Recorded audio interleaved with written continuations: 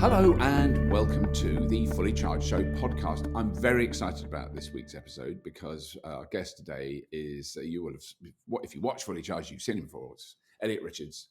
I like to call him our China correspondent or our Shanghai correspondent. And we're going to catch up on, because there's a lot of news coming out of Southeast Asia in general. And Elliot's been very good, very diligent, and he's been gathering it all together. So some really interesting stuff coming up. But before that, we've got an announcement. We've got to sponsor this for this week's podcast, and it is hyper relevant to everything that Fully Charged about now.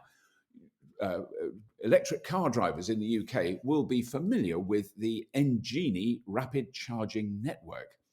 So those are the blue and orange chargers with clouds on them, and they've put them in a lot of Marston's pubs. Now, I just want people who don't live in the UK to imagine the bucolic scene of an old country pub with a thatched roof and an old yokel sitting outside with a pint of ale, warm, and a pie. He's having a chomp on his pie for his lunch. He's been out in the fields harvesting, and right next to him is a rapid charger. That is how this country is finally moving on. There is a hay wain in the back, but that's just for the tourists. There's a rapid charger for electric car drivers. But they have changed their name, and they are renamed Osprey Charging. Osprey is the simple, straightforward name to match our simple open access rapid chargers. So they're now Osprey. So you can now use your Osprey charger. It's meant to be they're basically rebranding. We've all done it. I've rebranded myself many times. They're rebranding. And they want to stand, their aim of Osprey is to stand for the best customer experience in rapid EV charging. Now, I rather like this because I've had everyone who's driven an electric car anywhere in the world has had a bit of a moan at some point or other about the public charging network and how difficult it is to use. And that's one of the good things that Engenie, now Osprey, I'm not going to say Engenie again, that's the last time I'll ever say it, it's Osprey. That's what if their focus is to make things easier for customers, that is very good. And they also want to announce the growth in the number of rapid charge locations that they have across the country. So they secured funding in July of 2019 to expand, and they have put in a lot more chargers. What I don't know is, and I'm reading this and trying to work it out, is how many. But I know there's quite a few. I've seen a lot of them in my travels.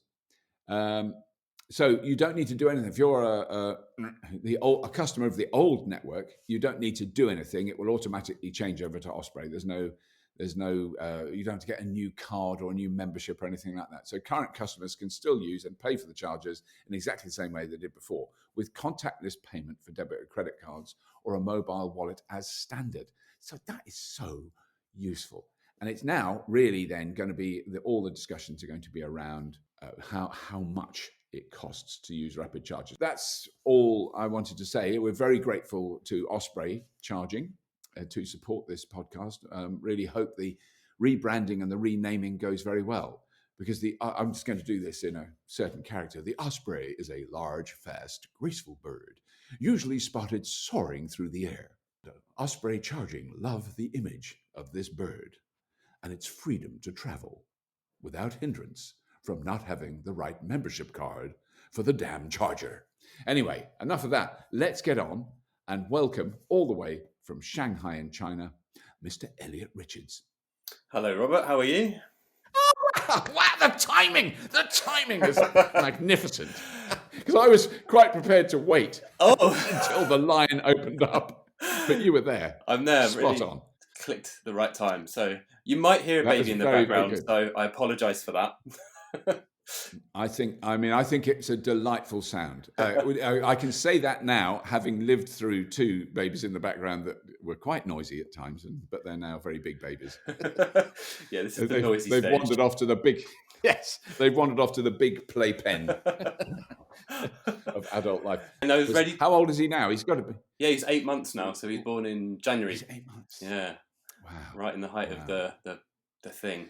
Oh, yes, exactly. The thing was absolutely boiling then, wasn't it, in China? Yeah. Now, of course, I've just seen pictures, right? Because I don't want to talk about the thing, because everyone talks about the thing, but I have just seen photographs of a kind of a memorial. It was on the China news feed of a kind of huge museum memorial to the battle against COVID, with like loads of soldiers in masks marching towards COVID freedom. Yeah, and extraordinary. it is Amazing. extraordinary. I mean, clearly a huge exhibition, but also very much with the notion that COVID was in the past. You wouldn't have an exhibition like that with something that was still going on. I think it's a big focus on the future at the moment. So, I mean, that's very positive. Yeah. Yeah. No, it is very positive.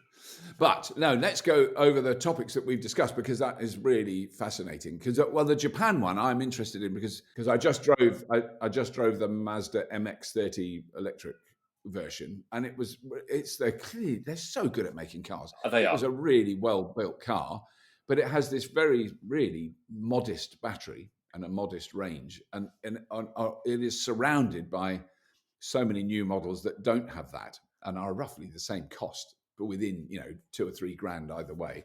Yeah, it's hard to know. I mean, they're arguing that the cars don't need big batteries and it's wasteful carrying all that extra weight. And I think there's an argument there. I think they're right. I would have liked it. Yeah, I think they are right. But if they had built a slightly smaller car, true, it's quite a big car. It's SUV size. It's kind of mini SUV, sort of big SUV size, with zero room in the back. I mean, your son would fit in the back, but as long as he doesn't grow any taller. Yes. Yeah. That's about the maximum.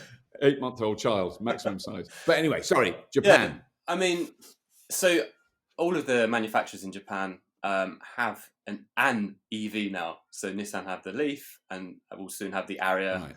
Honda have their new mini car, the Honda E. Toyota, what they do? Yeah. They still don't have anything. So I think we saw in the Chengdu footage that they have the Aizoa EV for us here in China, which is great. It's their first proper electric car. I've just seen an announcement that they're planning their first tiny EV for the end of this year. Now I've not seen anything about it, but it seems a little too late, really. It's a big worry, I think, for Japan, because for so long they've been at the forefront of everything. Technology. When you think of technology, you think of Japan.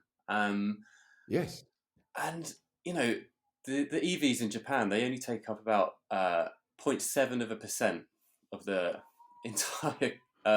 Right, so they're actually not selling. They're not selling there. The Japanese public aren't buying them. They're not. No, and it's because their manufacturers aren't really giving them anything to buy, and so they think, well, then there's no infrastructure, and they're really not in a good situation, I think. And for example, the Model 3 sold 400 in 6 months, which is pretty shocking. In Japan? Yeah, in Japan. Wow. Yeah. By contrast, I think China has about 10,000 per month. But I think, I mean, it's always great to throw China statistics in because they're always so massive. Yeah, sure. But I think, because there's no choice, really, there's no demand. And because they do export a lot of their cars, I think it's just going to, it's got the potential to decimate that industry for them if they fall behind too far. So it's a real big worry, I think, that they haven't pulled their finger out quicker. Yeah. I mean, it is really. I mean, the transition thing is endlessly fascinating until it gets boring.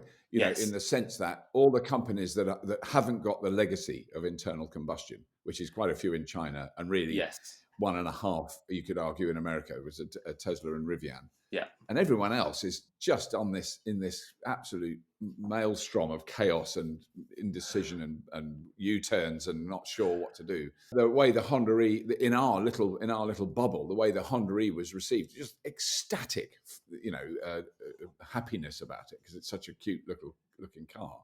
But the reality is it's quite expensive, and it doesn't go very far. Yes, charge, which is.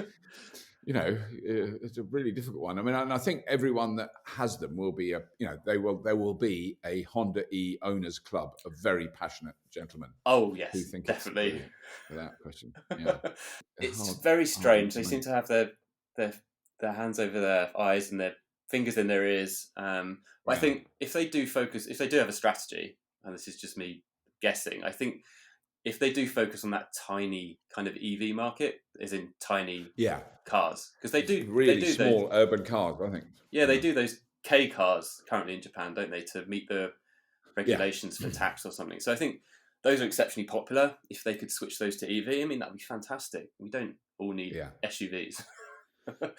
No. In fact, very few of us actually need SUVs. Yes, it's down in the 1 or 2% of the entire global population actually need one. Exactly. Just keep getting bigger. Yeah, that trend is spreading. I mean, China. We have a glut of EVs, especially new EVs. Right. And they're all SUVs.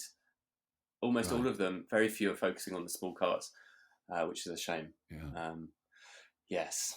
It's just we just need someone. Probably what we need is some would have been a film star 5 years ago that to who says I want a small, and you get pictures of Johnny Depp in a small car, but he's still sexy. Exactly. Or but what it is now, it'll be a Instagram influencer, probably in a bikini, who will say this small car is really good, and oh my god, it's amazing, and do 1,000 selfies in front of it. That might change people's minds. It may do. It's becoming. It did with the Prius. When that first came out, that was definitely. That was definitely the celebs, because it was all the famous people in America, and people turning up at the Oscars as opposed to a 7-ton stretch limo Hummer, they turned up in a Prius, and that became a very big statement, isn't it? And that was Toyota, and it feels like they've squandered it really. Cutting edge technology, brilliant. I mean, absolutely genius. The way the faultless, junction between an electric motor and a petrol engine, just genius piece of engineering. So let's do. Yeah, go on. Let's do what's happening in China, because I think it is so fascinating. And I just want listeners to know we are doing more episodes from China with Elliot. So there's some. Well, what I always forget the name of the little car you've test driven, because I haven't even seen that footage yet. We're editing it at the moment. Yeah, that's the Baidu, the Budar, the Baojun. Yes. Baojun. The E300 Plus, which is we saw it in the Chengdu Auto Show, and it I remember it. Yes, it looks like a concept car. It's wild. It's really wild looking. And I got it for a week, and it's very spacious inside. I loved it. Absolutely loved it. It hasn't got a huge battery. Easy to park. It's got a lot of luxuries. It's got 12 cameras. And it costs. Oh my god! It cost how much? About £10,000. I don't get my conversion rates very accurate, but it's about £10,000. Right. 300 kilometers of NEDC range, but it's absolutely fantastic. Which is all right. Yeah. As a city car, you're pootling around town in it. Yeah, exactly. Yeah. And I think we need more of those. And now the designs that are coming out of some of the brands in China. Is actually really quite interesting and innovative. We're seeing some very exciting things coming out of new brands as well, and I think that brings us neatly onto what I wanted to talk about next, which was new brands this year. So I think the industry is going through a huge change at the moment, and in China, because there's subsidies and a lot of government support. And the number plates are free, so it's attractive for people to buy. A lot of companies are jumping onto the EV bandwagon. So just this year, I've written down three new brands, which I don't think anyone will have heard of, unless you're following the industry very closely. So one is called Innovate, and I actually sat in one yesterday. It's there's not much actually to say about it. It's very, very much like the others. It's SUV as usual, 4 or 5 seats, 500 kilometers of NEDC range, 20 to £25,000. It's lovely. It's very nice, but it's now getting a very crowded market. So it's very difficult to distinguish between the brands. But this is just just to understand, this is a completely new company. I mean, I think I have heard of Innovate, but I know nothing about them. So they're like a startup, effectively, like a Silicon Valley startup 20 years ago. Yeah, completely new. Some of them will survive. Wow. And I think they've actually released their first car already, I think last month. So it's already on the road. Right. So this is not a concept at a show, at a car show. This is an actual manufactured production car. I can go into the showroom tomorrow and drive it and buy it. Wow. So yeah, and the speed at which they're doing this now is just incredible. Yeah. And so there's two more that I want to talk about. One is a big what is it? Real estate company called Evergrande, absolutely huge here in China. They've just announced they're going to bring out 6 new car models under their new brand within the next year. 6. Wow. And I'm assuming they've already got the factory, the manufacturing plant. It's all done. Yeah, they'll have it all. Yeah, done. It'll be for sale in a couple of weeks. But it just shows you how much demand that they think there's going to be here in the market. Yeah. To justify bring out 6 models. We'll just announce one day, oh, by the way, bring out 6 cars. Wow. Then the other one is very interesting. So it's called the Hi-Fi X, but it's spelled Hiphi. Hi-Fi. And it's super expensive. So it starts at about $118,000 for a 4-seater SUV type thing. And it's got gull wing doors, sharp looking front of the car, and they're going for that ultra luxury market. And there's a video going around of in the back seat of the car. So it doesn't have 3 back seats; it's only got 2 because the middle seat is taken up by what can only be described as a robotic arm, which comes out and flips out your champagne bottle.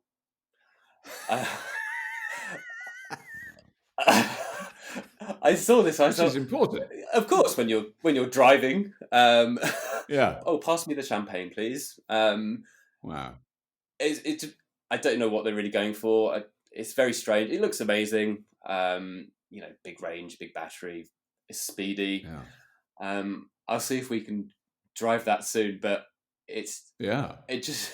But presumably it sounds bonky, but presumably it is for someone who buys a car because they've got a driver. It's not because the back. It's one of those sort of. I think so. Yeah, because they only have long wheelbase versions of cars here in China, and I think that's going after that market with the champagne. Yeah, very interesting. Yeah. There's a lot of excitement and innovation here. It's also what's interesting is I remember the 2 examples I saw, and I'm talking now probably in the last 10 years, probably 10 to 12 years ago, being at the Volvo factory in Sweden and seeing all these peculiar coloured cars that we wouldn't see in Europe or the United States, sort of shrimp pink with gold trim. Yes. But there's a big Volvo SUV. Well, they were all for the Chinese market, so they were selling. And I think this is before Geely owned Volvo, maybe it wasn't. I don't know. But anyway, clearly they were manufacturing cars in Europe that they were shipping to China and selling to the Chinese market. Same with Mercedes. I know Mercedes were doing that. Well, those sales have to have been affected in the last 3 or 4 years. One with Tesla, obviously launching in China, but 2 with Xiaopeng and the other NIO. There's all these companies now that are catering to that market, in a sense, the slightly higher end, the new Chinese middle class market that have got enough money to buy a flash car. Yeah, very much so. Are you going to buy a Mercedes? You're going to buy a Mercedes, a diesel Mercedes, are probably quite large. I'm not sure what the tax situation is, but I bet they're not being encouraged to buy them. No, definitely not. It's very interesting, and because there are a large amount of manufacturers, as we've seen, going after that, like you said, the middle class. It's all very luxury. Yeah. Everything's focused on luxury, and there is an undercurrent of these cool little urban runarounds, which we're starting to see, and that's what's going to make the biggest difference, because they start at £3,000 for an EV. Wow. Brand new. You can buy a functioning EV that you can sit in with windscreen wipers and lights for £3,000. Yes. Isn't that crazy? It is. So really interesting. Yeah. So just on, because I mean, I was just going to say, I would love it if a Chinese company, bit the bullet and started importing, ridiculously cheap, really basic analog, no fancy schmancy stuff at all, just a clip for your phone on the dash. That the most basic thing for as cheap as it's possible to make it. That would be, I think, that would have a huge impact. I agree. I do really well. It's kind of pointless them trying to flog high-end luxury cars here because there's such a choice of those already. Yeah, and not everyone can afford them, right? No. So I mean, talking about affordability, I think you saw the news that Tesla's reduced the price of its Model 3 just in China. And it's now, for the standard range one, they've reduced the price to 249,900 yuan, which is about $37,000 or £28,000. Right. So sub 30,000 Tesla. Yes. Which is extraordinary, isn't it? And they speculated that they've changed the battery chemistry. It's not been confirmed. Yes. Into lithium iron phosphate batteries, because for Tesla is expensive here, and for them to really compete with like Xiaopeng and Geely and the other manufacturers who do undercut them, they do have to bring their price down. So I think we're going to see more price drops probably over the next year, as the competition heats up. And it's just very interesting to see what Tesla's strategy is in China and how it's different from Europe and the US. If I cannot count the number of discussions I've had with automotive engineers, with battery chemists, with people who work in, even government transport level people, about the crossover period where a new electric car will cost the same as a petrol or diesel car. But I think that crossover is going to happen in China first. I think I have a feeling that's much more likely where it's going to happen. It's definitely heading that way, and there's lots of rumors and things swirling around, and I've seen unconfirmed rumors that the new Model Y will be 275,000 RMB, so that's just over £30,000. For their new Model Y, which they're building in their gigafactory here in Shanghai.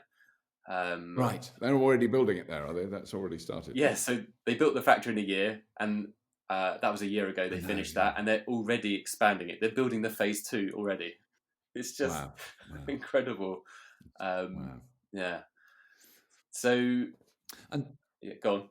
So the thing I want to ask then is the general. I'm sure it's very hard to judge, but the general public opinion, would you say was sort of positive about things like electric vehicles, electric scooters and bikes, renewables, solar, wind, those things? Would you think that if you asked 100 people randomly on the street without getting into trouble, but if you did that, do you think they would generally say, "Oh no, it's a good thing," or "No, it's rubbish and we should burn more coal"? I don't know. I don't think anyone says that. I think because of the the pollution situation. 5 or 6 years ago, it was front and center. Everyone, you could see it, and people were worried about their health, and so I think everyone knows that this is the right direction to go in. I think almost 100% of those people would think it's a good thing. Everyone's aiming to make it better, right? The battery swapping is a fantastic example of that. And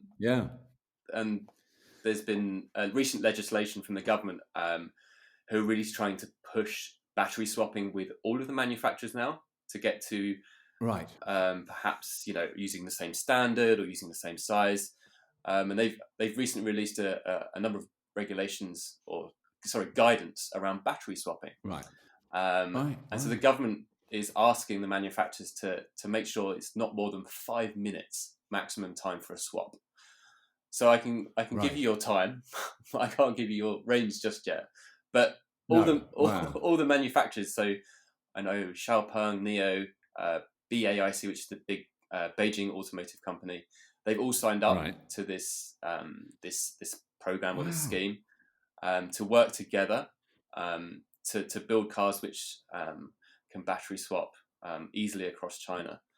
So I think it's extraordinary that they're going for that. That is amazing, because I always thought that was there's a few notions that come and go, and I just thought, battery swapping is just that's never going to happen, and it clearly is. Yeah. And I mean, what I'm assuming then, if there's like say 4 different manufacturers, 4 different cars, does that mean that the battery swap stations will have possibly 4 different battery packs on hand that they would, I mean, it's not that hard for the machinery to understand, this is a Xiaopeng, we use this battery for that. Or are they talking about actually having a standardized single shape, size, weight, capacity battery for all of them? So I think it will be a combination of both. I think they're definitely going towards the standardization of a battery. So maybe it's I'm speculating here, but a 60 kilowatt hour battery that any manufacturer can use, and then you can use these special swapping stations around China, which would be, I mean, obviously fantastic. But you can go. It's like going to a petrol station and just filling up. Yeah. You just go to any battery swap station, change your battery in 5 minutes, and off you go. Yeah. And it's great to see that. No, I mean, it's a great marketing ploy as well. If you're a new car, you're launching a new car, and it's battery swap compatible, that's a big plus. People are going to go, okay, I'll have that one then. Yeah, exactly. And it does show that there's a lot of the companies are working together. So obviously there's rivalry, but I think they're all working together. I don't know, this sounds a bit cheesy, but towards a better future, because they want to make it easier for the consumers. Obviously, they want to sell more cars, and if this is one method of doing it, then great. Let's all jump on board. Yeah. So, because actually, that's one thing I forgot to ask about when you did the episode. Because I just want some of our listeners may not have seen the episode about the NIO when you did a drive and did a battery swap. I mean, if you haven't seen it, it's worth seeing on the Full Charge Show. But but when you buy a NIO that can do that. Yes. Do you buy the battery? So you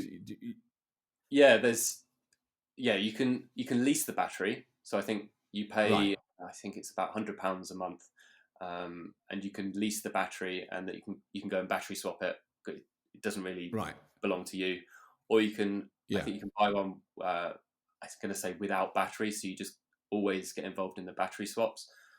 And that was free. I think they've just changed the pricing structure. There's a lot of options. But I'm just thinking, surely you could sell a car hugely cheaper if you didn't. But like Renault tried to do with the Zoe. Well, they did do early on. That was one of their things, which really upset huge numbers of people here. Wouldn't buy them because you couldn't buy the back. And I think it was also the fear factor at that stage when people didn't know how long the batteries would last, and it didn't take about 3 years later you go, the batteries, that's not the problem. No, it's not. There's plenty of problems with early adoption of electric cars, but batteries aren't one of them. Let's just work it out. But so you now buy, I think most people are now buying Renaults with the battery, but you couldn't swap the battery. I think if there was a network of battery swapping stations, that changes the whole dynamics of it, doesn't it? But I mean, if you could buy a big flash NIO for sort of half the price because it didn't have a battery, that's quite an attractive option. You can. I had a look on the website and spec'd one up, and I think you save. I'm going to get this wrong. I think it's about £6,000. So the NIO is about it's about 25% of the price of the car. So straight away you can take off the price of the car. So it makes the Xiaopeng more affordable. It makes the NIO more affordable. And as more manufacturers jump on this, it brings it into the price range of a lot more people, which is what direction we need to go in. Yeah. But then I think also because we have probably mentioned it, and you've done, and we haven't shown it yet. You've done an episode about how you charge cars in China. Yes. Which we haven't released yet. But so I'm very much looking forward to that. But can you give us a kind of rough picture? Because I think I may have mentioned it on shows before. But you live in an apartment in Shanghai. Correct. You haven't got anywhere to park the car, and Correct. plug it in, but you have an electric car. Yes. And you use it all the time. Yeah. Is that...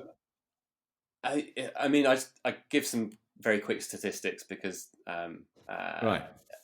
So the number of public charging piles in China is 606,000.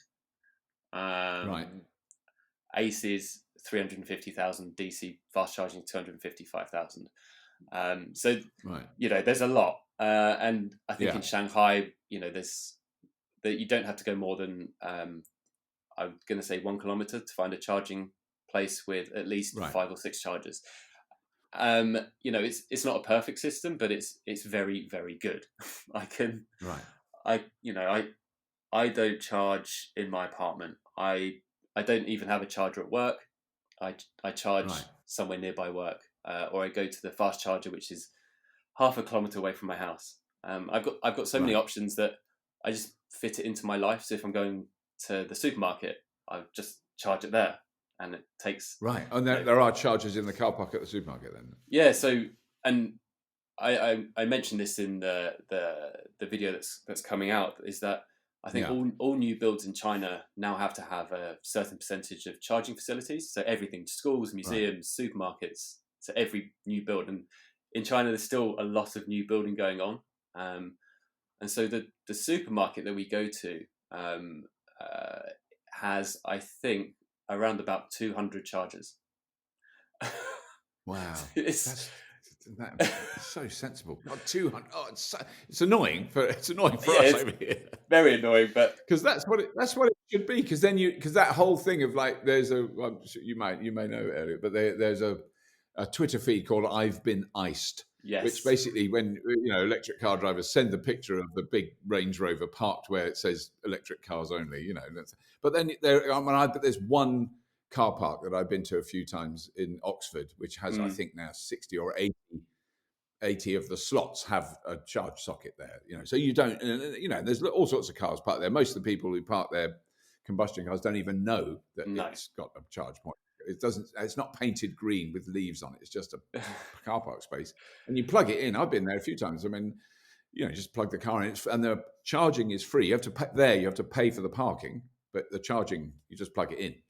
It just charges, and you don't pay for that, which is very nice. But I mean, so like in those supermarkets, do you have to register that and pay for that electricity when you're shopping? No, it's free.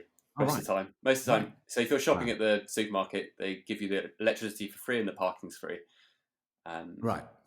And so you just you certainly do. I would develop a very slow form of shopping where I'd need to look at every label and it's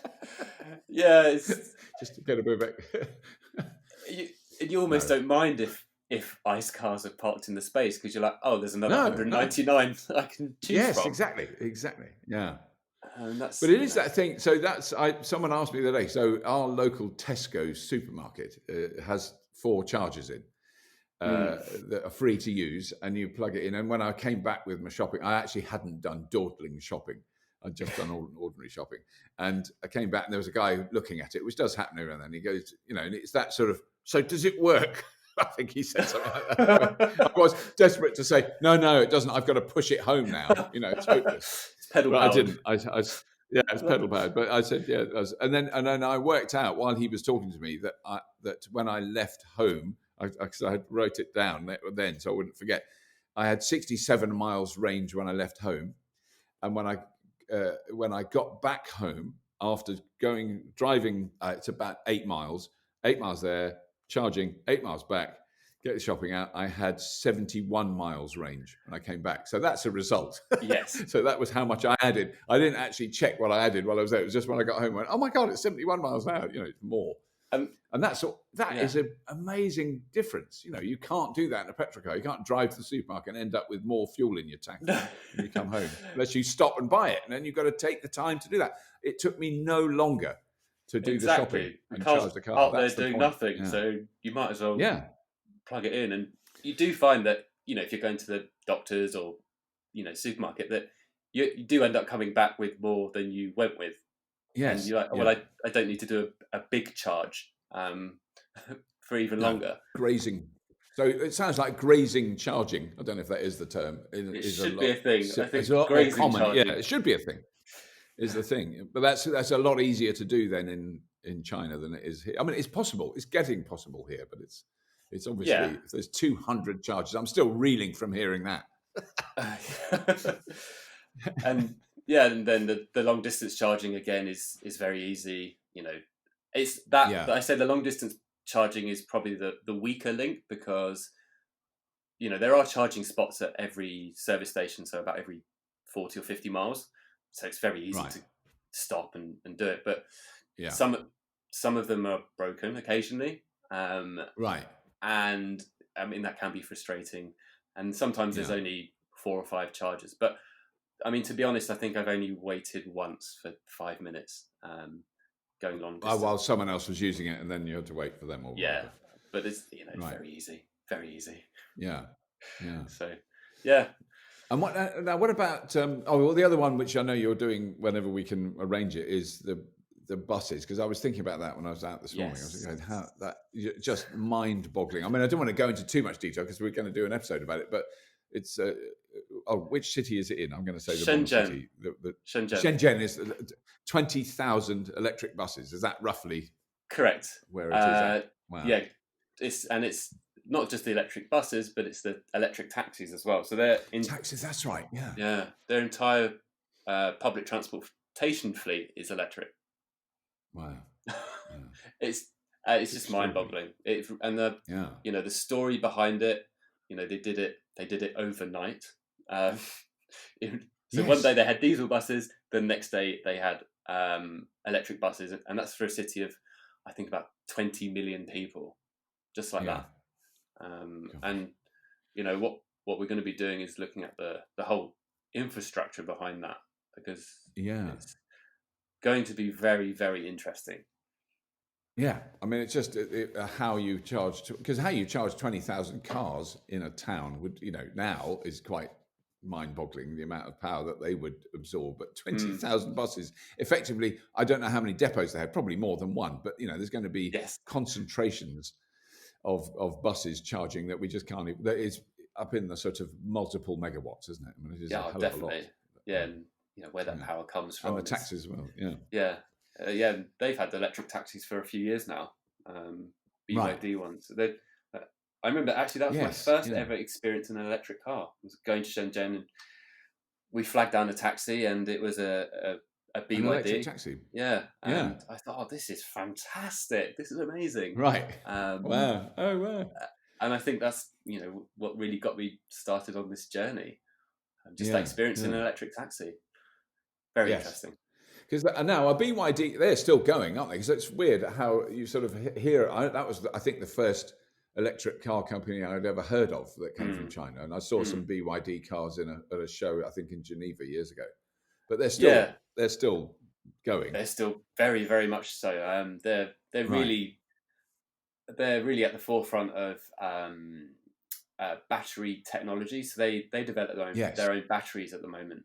They've got something called the Blade battery, which is very thin.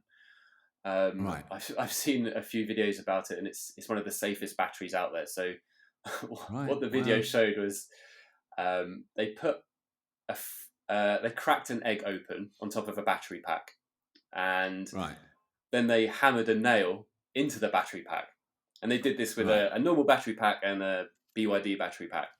In the normal battery pack, it smoked and there were sparks, and it wasn't a good outcome. And the egg on top of it fried the egg very quickly. Yes. And then the BYD one, the nail went through the battery, and the egg was still raw. And it's just what they're doing in terms of public transportation as well. So a lot of the buses that we see all the buses, because the buses here are often made by BYD. Yeah, they're doing a huge push. I think in America, I think every day I see like LA's got these new BYD buses, and so they're doing a lot in public transportation. So they've got fingers in every pie at the moment. Right. So I guess it's just the actual car, because it felt like a few years ago, like they would be like a Neo or a Xiaopeng. They would be making flash electric cars, but I haven't sort of been so aware of it, other than taxis, which I've seen there are still running BYD taxis in London. Yeah, we're they running around. they're not really going for that luxury segment. They're very much more for that sort of utilitarian. Middle. Yes, and public transport, which is great. Yeah, but saying that, they have recently brought out the BYD Han, which is like this super saloon, very slick looking. Right. It's very nice. It's about, I'm probably going to price wrong, but about £20,000, I think. Wow! Yeah. God! So not it. No, I thought you were going to say 200,000. Oh no. Wow! And it's it's a very, very competent and looking design, and there's nothing funky about it. It looks very grown up. Because I think we've both spoken before about some of BYD's previous not so attractive car designs. I think you could describe them as loosely assembled. That's what it looks like. Yes, I think hopefully they're shedding that image with their new cars. I'm sure they will. No, they will do. Sure, yeah. But they're doing a lot in a lot of different areas, and I think their focus is going to be a launch in Europe, if not this year. I think maybe next year. Right. So that's exciting as well. No, really good. So a lot going on. All in all, there's a lot going on. Yeah. Good grief. And then it's because the other things. Maybe we'll talk about that another time. Because I think we should. I'm determined to try and make this a regular occurrence on the podcast. But the kind of the growth of renewables. That story alone, just from last year, that was the one statistic that I remember just knocking me out, which was the global installation of solar panels doubled last year, and it was all because of China. China added more solar panels in 1 year than we'd ever put in the history of the human race, which is in the world, bonkers, in the world, yeah. I was looking into some of those statistics around, where the power comes from, and for the for the grid, and although the mix is still quite heavily coal, I think the amount of coal they're taking out every year is more than the rest of the world combined. I can't remember the statistic, but it's incredible numbers every single year. And right, there's a huge push at the moment for offshore, because obviously they've got a huge amount of coastline. And onshore, onshore wind as well is massive. I think they've got they've got the world's biggest wind farm, and it's there's a lot going on there, because that's all tied in with that pollution part that we spoke about earlier.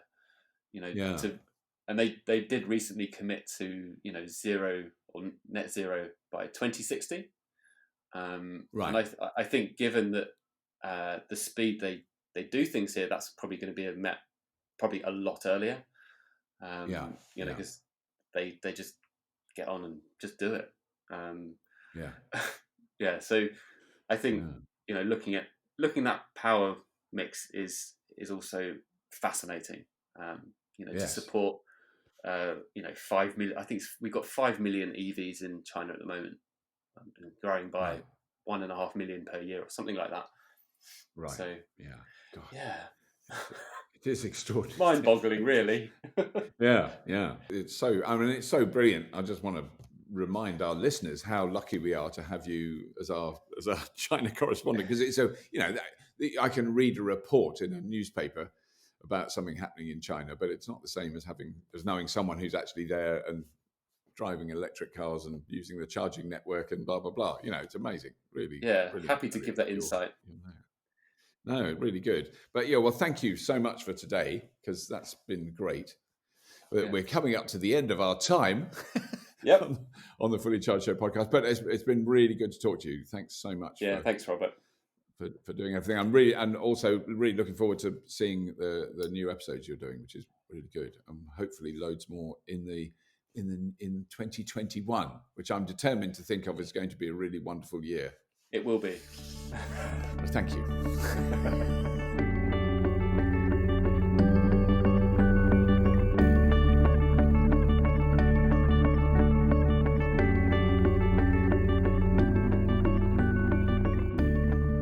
I just want to thank Elliot once again. Fantastic for him to take time out of his evening in Shanghai to talk to us on the Fully Charged Show podcast. Elliot will definitely be back for future episodes. It's brilliant to find out what's going on there. He's off on some amazing electric adventures in the next few months, which will be appearing on the Fully Charged Show on YouTube and hopefully Amazon Prime quite soon. More information on that coming soon. Please do subscribe to the Fully Charged Show podcast. Tell your friends and family about it in case there's someone you know that might be interested in the information we divulge. Have a look at the Patreon link that is in the show notes of this podcast on whatever your favorite podcast downloading device happens to be. And that's really all. That's how we keep going. So, if you're interested in that, please do give it a look. No pressure whatsoever. That's it. As always, if you have been, thank you for listening.